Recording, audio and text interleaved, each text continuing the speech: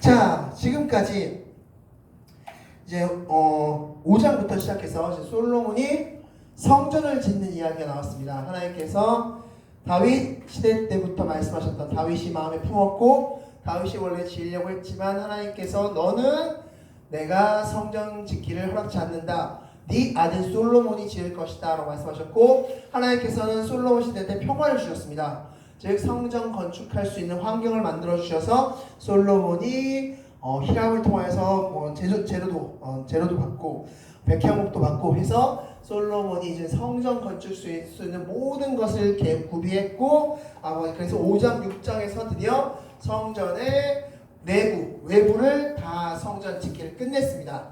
자, 그래서 성경에서는 이제 7년 동안 성전 건축을 마쳤다라고 나와 있는데, 자, 그것이 이제 6장 마지막 내용이었습니다. 그런데 이제 7장으로 딱 넘어가니까 어떤 내용이냐면 7장 1절부터 12절까지 이 7장 1절부터 12절까지는 바로 솔로몬 성전에 대한 솔로몬 왕궁에 대한 이야기를 하고 있습니다. 자, 그리고 나서 다시 13절부터 다시 성전 이야기를 합니다. 자, 즉 성전 사이에 왕궁 이야기가 딱 껴있습니다. 샌드위치처럼.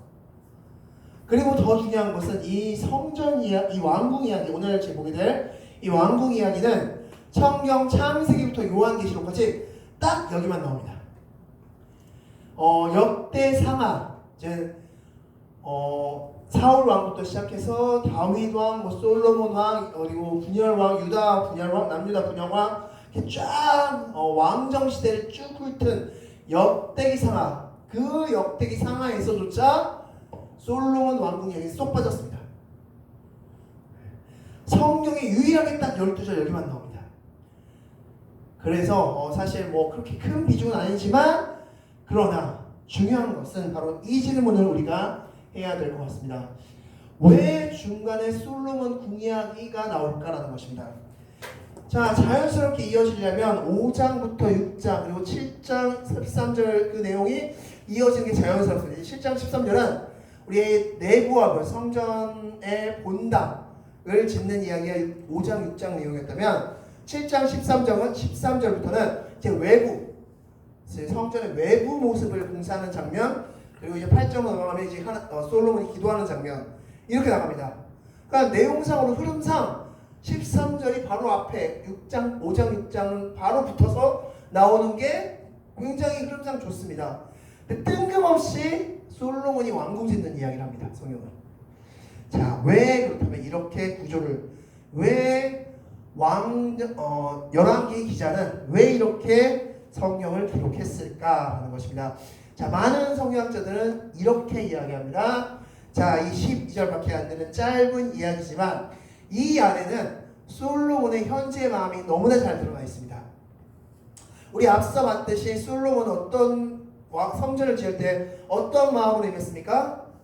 점점 하나님의 말씀도 뭐 순종하지 않고 막 강제로 일을 시키면서 뭔가 하나님의 은혜 안에서 행했다기보다는 뭔가 자신의 높아짐, 자신의 권력을 지키기 위한 뭔가 그런 수단으로서 왕국을 지고 그런 마음으로서 왕국을 지었는데 사실 지금까지 우리가 봤던 것은 예고편이다.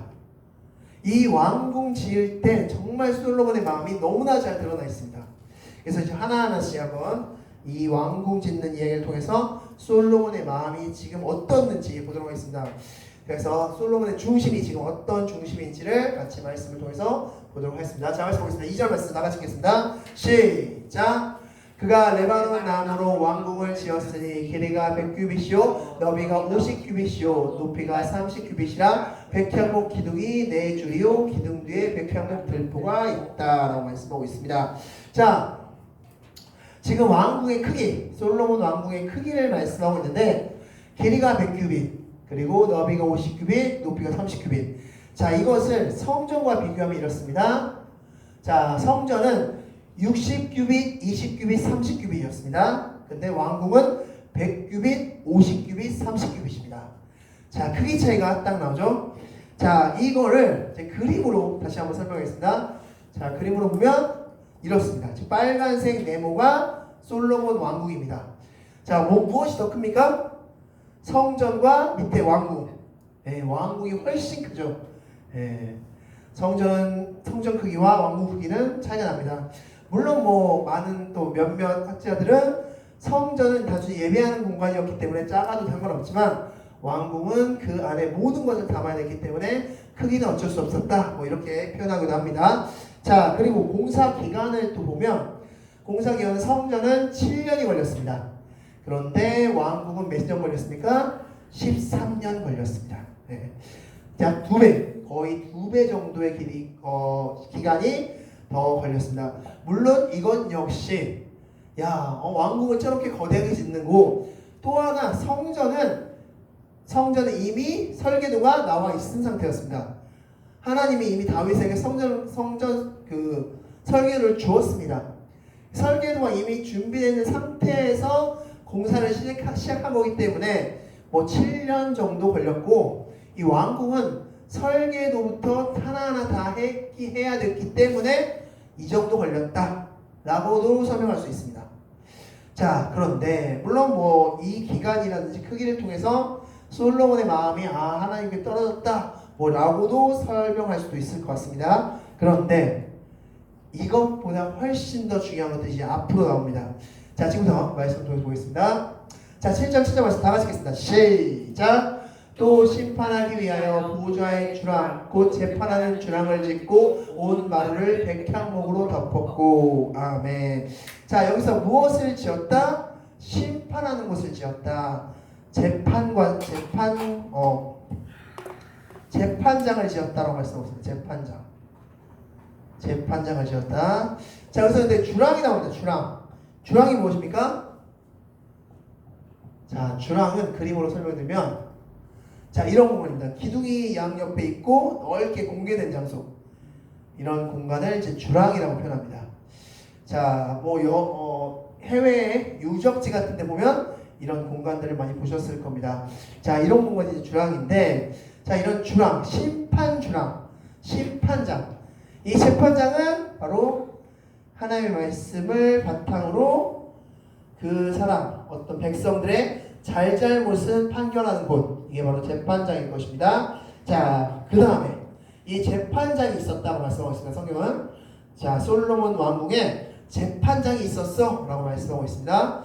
자, 그런데 이제부터 시작합니다. 8절 말씀 다 같이 읽겠습니다. 시작. 솔로몬이 거찰 왕궁은 그 주랑 뒤 다른 뜰에 있으니 그 양식이 동일하며 솔로몬이 또 그가 장가든 바로의 딸을 위하여 집을 지었는데 이 주랑과 같더라. 아멘.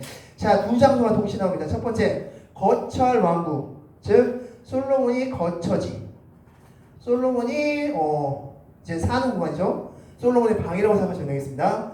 그 솔로몬의 방을 만들었는데, 이 솔로몬의 방의 모습과 어디가 똑같았다? 재판장의 모습이 똑같았다. 자, 재판장의 모습과 거처지, 솔로몬이 혼자 생활하는 그 공간의 모습이 똑같았다. 그런데 똑같은 것이 또 하나 있었는데 어디다?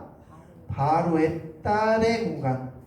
바로의 딸을 위해서 공간 하나를 했습니다. 바로의 딸과 이제 솔로몬이 왕이 되어 등극하자마자 바로의 딸과 정략 결혼했죠. 그 바로의 딸을 위해서 공간을 하나 마련했는데 이 공간 역시 똑같았다. 즉 재판장 공간과 그리고 거처지와 그리고 바로의 딸의 공간, 즉 와이프죠.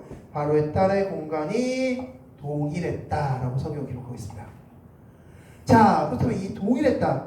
자, 이 12절밖에 안 되는 이 짧은 구절에서 왜 성경 기자는 재판장의 공간과 거처지의 공간과 바로의 딸의 공간이 동일했음을 왜 굳이 설명하고 있을까요?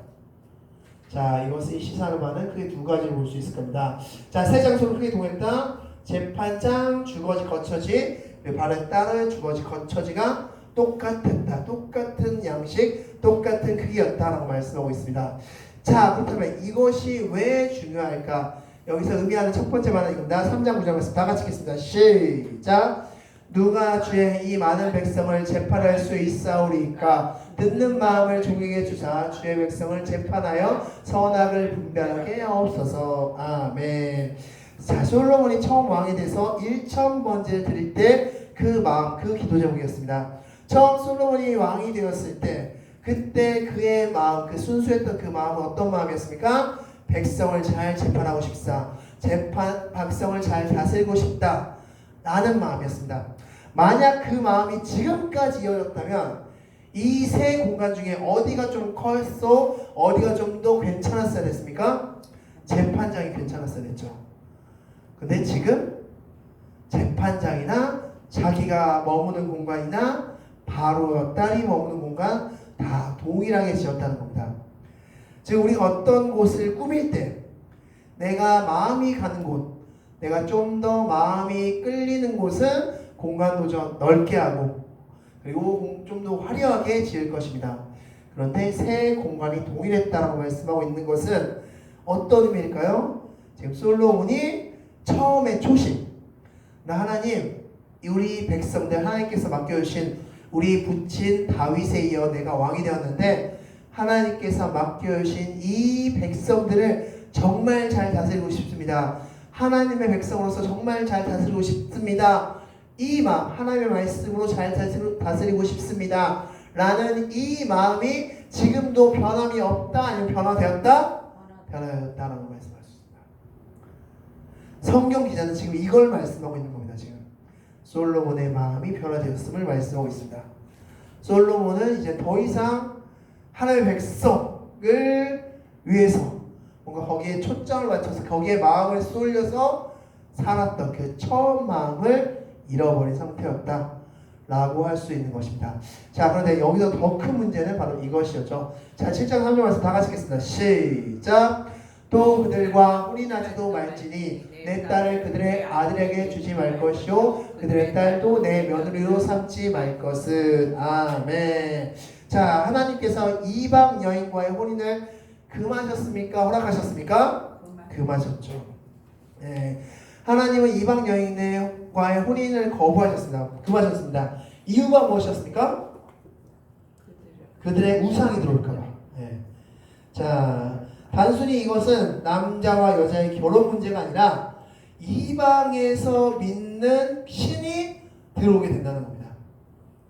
실제로 이제 솔로몬이 점점 타락하게 된 그 결정적인 원인 중에 하나가 바로 무엇입니까?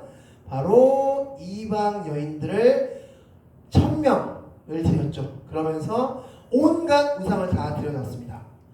그러면서 솔로몬이 타락하기 시작했고 결국에 나라가 분열되는 과정까지 이르렀습니다. 하나님께서는 이것을 방지하고자 이방 여인과의 결혼을 금지시켰는데 근데 금지한 것을 그냥 결혼한 것도 모자라서 솔로몬이 어떻게까지 해줬습니까? 지금 그 딸을 위해서 큰 방을 내줬습니다. 자신의 왕궁에 그 여인만을 위한 공간을 따로 멋지게 만들어줬습니다. 이것은 지금 솔로몬의 마음이 어디를 향하고 있다? 지금 이 이방 나라 그 우상께로 향하고 있음을 간접적으로 보여주는 장면이다라고 할 수 있는 겁니다. 즉 솔로몬은 지금 초심도 잃어버렸고 지금 솔로몬의 마음이 점점 하나님과 멀어지고 있다라는 것을 솔로몬이 왕궁을 지을 때 장소를 어떻게 만들고 어떻게 솔사를 사용하는지를 보면 우리는 그 사람 마음을 정확히 알 수 있는 것이죠. 그것을 성경은 지금 보여주고 있습니다. 자, 여기서 멈추지 않고 성경은 솔로몬이 마음이 많이 떠나 있음을 또다시 말씀하고 있습니다. 자, 7장 9절 말씀 다 같이 읽겠습니다. 시작. 이 집들은 안팎을 모두 귀하고 다듬은 돌로 지었으니 그 이대로 톱으로 켠 것이라. 그 초석에는 처막까지와 외면에서 큰 틀에 이르기까지 다 그러하니. 아멘. 자, 여기서 귀하고 다듬은 돌로 지었다라고 말씀하고 있습니다. 자, 여기서 귀하고 다듬은 돌은 도대체 무슨 돌인가? 여기서 귀하다라고 표현했는데 이 귀하다라는 것의 원어는 야카르입니다. 야카르. 근데 이 야카르의 뜻이 무엇이냐면 희귀하다, 존귀하다라는 뜻을 가지고 있습니다. 그래서 우리가 하나님을 지칭할 때 뭐라고 표현합니까? 존귀한 하나님 이렇게 하죠. 그 존귀한이 야카르입니다. 야카르 야훼, 야카르 예수스 이렇게. 그러니까 야카르는 뜻은 존귀하다. 이거 정말 어떻게 대체품이 없는, 뭐 너무나 귀하고 귀한 그런 걸 가리킬 때 쓰는 단어가 야카르라는 단어인데, 이 원어 귀한 다듬은 돌 할 때, 이 귀한 돌 할 때 이 단어가 바로 야카르라는 단어가 쓰였습니다. 원어가.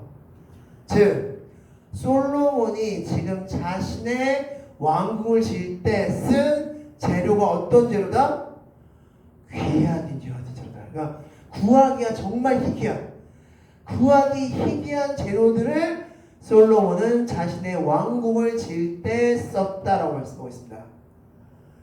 하나님의 성전에서도 사용하지 않았던 그런 귀한 재료를 지금 솔로몬은 자신의 왕궁에 투자했다라고 말씀할 수 있는 겁니다.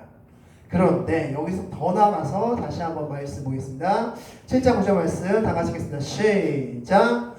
이 집들은 안팎을 모두 귀하고 다듬은 돌로 지었으니 크기대로 톱으로 켠 것이라. 그 초석에서 처마까지와 외면에서 큰 틀에 이르기까지 다 그러하니. 아멘. 자, 이 귀한 돌을 어디서부터 어디까지 사용했냐? 초석에서 처마까지 사용했다고 말씀하십니다. 초석은 어디입니까? 초석은 뭡니까? 기초죠. 기초 바닥. 기초로부터 마지막 어디까지? 처마까지. 우리가 집을 지을 때 이렇게 집을 짓고 마지막에 무엇을 올립니까? 지붕 처마를 올리죠. 그러면 지금 이 초석에서부터 처마까지 한마디로 뭡니까? 처음부터 끝까지 모두 전부를. 그래서 이렇게 적었습니다. 솔로몬은 기초 처음부터 시작해서 마지막 그 왕궁 전체를 다 구하기도 힘든 귀한 돌로 꾸몄다라고 말씀하고 겁니다. 지금. 그러니까 솔로몬이 자신의 왕궁을 얼마나 화려하게 꾸몄는지를 말씀하실 수 있습니다.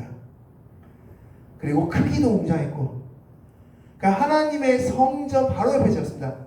실제로도 바로 옆에 지었는데 하나님의 성전보다 어찌 보면 외관상으로도 더 화려한, 누가 보더라도 야 하고 눈이 왕궁 쪽으로 돌아갈 수밖에 없을 그런 화려함을 솔로몬은 자 왕궁 전체에 다 입혔다라고 말씀할 수 있습니다. 그러니까 지금 솔로몬의 마음이 어디로 향하고 있는지 이 왕궁을 짓는 모습을 통해 볼 수 있는데, 그래서 성경은 마지막에 이렇게 결론내리고 있습니다. 12절 말씀 다 같이 읽겠습니다. 시작. 또 큰 뜰 주위에는 다듬은 돌 3켜와 백향목 2건 판자 1켜를 놓았으니 마치 여호와의 성전 한 뜰과 주랑에 놓은 것 같더라. 아멘. 자, 이 건물을 다 짓고 이 주변을 또 꾸몄는데, 이 주변을 꾸민 거 보니까 어떤 곳과 같았다고 말씀하고 있습니까? 여호와의 성전과 같았다. 그러니까 그 여호와, 다음 주 나오지만 그 화려했던 그 모습과 동일하게 지었다라고 말씀하고 있는 겁니다. 지금. 그러니까 지금 솔로몬은 자신의 왕궁에 어마어마한 투자를 한 겁니다. 쉽게 말하면. 하나님의 성전에 물론 투자했지만 동이 더 큰 그 기로에서 자신의 왕궁에 투자한 솔로몬의 모습을 볼 수 있다. 그래서 성경학자는 바로 이 12절밖에 안 되는 짧은 구절, 유일하게 딱 여기밖에 나오지 않습니다. 왕궁 짓는 이야기를 딱 이걸 기록하였다라고 말씀할 수 있습니다. 자, 스가랴 말씀 보면, 밖에 스가랴 말씀 보면 이스라엘 백성들이 70년 포로 생활 끝에 다시 귀환했는데, 그때 성전 공사가 잠시 중단됐습니다. 그때 그 학개 선지자, 스가랴 선지자, 학개 선지자죠. 학개 선지자가 이스라엘 백성들을 향해서 뭐라고 외쳤습니까? 너무 유명한 말씀이죠. 너희는 편벽한 집에 살고는 지금 성전을 너는 내버려두고 있느냐라고 말씀하고 있죠. 편벽하다는 건 무슨 뜻이었습니까? 화려한 뭔가 딱 틀이 갖춰진 집, 뭔가 집 틀이 딱 갖춰지고 괜찮게 너희는 잘 살면서 지금 하나님이 성전 짓는 것은 잠시 공사 중단했다고 아이 좋아 괜찮아 나중에 지으면 돼 에이 괜찮아 하면서 지금 미루고 있느냐 라고 말씀하죠. 그래서 학개 선지자는 지금 너희의 마음이 어디 있느냐 라고 꾸짖는 그런 말씀이 있습니다. 지금 솔로몬의 마음은 우리가 마치 이스라엘 백성들이 포로에서 돌아왔을 때 그들의 마음이 어디로 향했는지를 그들이 지금 짓고 있는 삶, 그들의 삶을 통해서 볼 수 있었듯이 지금 솔로몬의 심정, 솔로몬의 중심은 바로 이 왕궁 이야기를 통해서 우리는 정확히 볼 수 있었다라고 할 수 있는 겁니다. 자, 그래서 이 12절밖에 안 되는 짧은 그 절을 굳이 여기에 끼워넣은 이유는 솔로몬의 마음을 보여주기 위함이다 라고 할 수 있습니다. 그래서 정리하면 이렇습니다. 자, 솔로몬의 이 절, 이 12절 이 절은 바로 점차 하나님을 떠나 교분해지는, 멀어지는 그런 솔로몬의 모습을 우리는 이 짧은 12절을 통해서 볼 수 있었다라고 말씀할 수 있습니다. 자, 그래서 이런 마음이 있고 이제 나중에 이제 점점 가다가 나중에 정말 하나님을 완전히 떠나버리는 그런 솔로몬의 모습을 볼 수 있다라고 할 수 있는 것입니다. 자, 오늘 말씀 다시 한번 정리하고 나가겠습니다. 다 같이 읽겠습니다. 시작. 솔로몬은 자신의 궁을 지을 때 가장 좋은 재료를 이용하였고 이방 여인의 방과 하나님의 말씀 선포의 방의 크기를 갖게 하여 자신의 마음을 드러냈다. 아멘. 이게 바로 오늘의 내용의 요약이라고 할 수 있습니다. 자, 그럼 지금부터 이제 화면과 주보를 통해서 문제 같이 나누도록 하겠습니다. 솔로몬은 자신의 처소를 몇 년 동안 건축했습니까? 13년 동안 건축했습니다. 자, 두 번째, 성전보다 솔로몬 왕궁이 더 컸습니까? 네, 컸습니다. 자, 훨씬 더 큰 크기를 자랑했다라고 할 수 있습니다. 자, 무엇의 크기가 동일했습니까? 재판장, 주거지, 바로 딸과 그렇게 세 가지 크기가 동일했다라고 성경이 기록하였습니다. 자, 이걸 통해서 지금 솔로몬의 마음이 어디로 향했는지를 성경 기자는 우리에게 보여주고 있습니다. 하나님은 이방 여인과 혼인을 허락했습니까? 아니요. 네. 왜냐하면 그 이방 여인들만 오는 것이 아니라 그냥 단순히 결혼만 하는 것이 아니라 이방에서 섬기는 우상들이 같이 들어오기 때문에 하나님은 그 결혼을 허락치 않았다. 그런데 솔로몬은 정략 결혼을부터 시작했고 그리고 나중에 그가 더 파멸했을 때, 그가 더 교만해졌을 때 1000명의 여인을 거느리는 그런 왕이 되었다라고 할 수 있는 겁니다. 귀하고 다듬은 돌이란 무슨 뜻이었습니까? 바로 구하기 힘든 존귀한 돌, 이렇게 설명할 수 있습니다. 그러니까 구하기 힘든 거다. 굉장히 존귀하다는 이 단어를 사용하고 있죠. 그래서 존귀한 돌을 사용했다가 구하기 힘든 돌들을 사용했다라고 말씀할 수 있습니다. 귀하고 다듬은 돌로 왕궁 전체를 꾸몄습니까? 네. 처음부터 기초부터 처마까지, 추석부터 처마까지, 처음부터 끝까지 완전히 다 자신의 왕궁에 몰입했다라고 볼 수 있는 겁니다. 성경은 솔로몬 왕궁을 마지막으로 무엇으로 평가했습니까? 바로 성전과 같았다라고 평가하고 있죠. 그 마지막 모습 딱 보니까 성전과 같았다, 마치 성전과 같았더라. 실제 원어에서도 그렇게 표현하고 있습니다. 마치 성전과 같았다. 그래서 실제로 솔로몬 왕국을 성전과 같았다. 성경 기자는 지금 굳이 이렇게 마치 같았다라는 표현을 굳이 써가면서 지금 솔로몬의 마음을 우리 독자들에게 정확하게 알려주고 있습니다. 지금. 자, 그리고 이제 다음 주부터 다시 성전 건축, 이제 주변 성전의 주변이 짓는 그 과정을 또 같이 말씀을 통해서 보도록 하겠습니다. 자, 마지막으로 정리하고 말씀 마치도록 하겠습니다. 다 같이 읽겠습니다. 시작. 솔로몬은 자신의 왕궁을 지으면서 자신을 높이려 하였고 하나님과 우상을 동일선상에 놓는 모습을 보였다. 두 마음은 기뻐하지 않으신다. 아멘. 기도하겠습니다.